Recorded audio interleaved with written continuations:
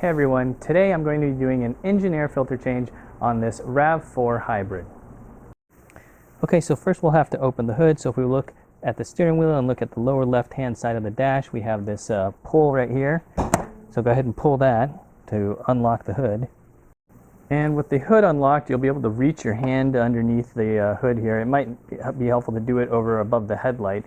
And you'll have to reach it up, and there's just enough gap to reach in and flick this lever here to the side, as you can see, and that will unlatch the rest of the hood, allowing you to raise it up.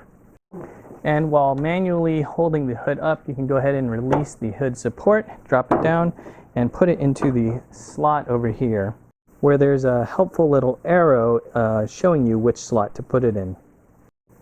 Now we'll come over here to the other side of the engine bay, and there's this box right here, which is the air box, and the air filter is going to be located within that. So if we zoom in a little bit, you can see up top we have two clips that we have to remove, and then on the bottom here there's two tabs that slot into the lower air box.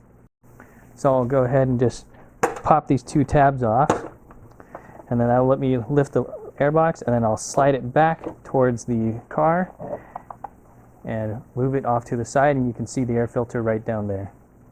So now I'll go ahead and reach down and take the old air filter out, and then I will slide the new air filter in.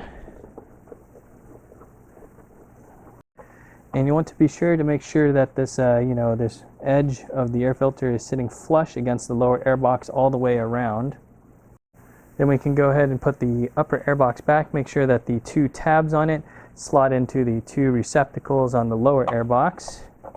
So we'll go ahead and put this down, get those tabs aligned in their respective slots, and then go ahead and push down. And then at the top we can push this part down, grab those clips, and put them back over the upper air box to secure it. Then we can go ahead, lift the hood up, take the support, put it back in its bracket, and then go ahead and close the hood.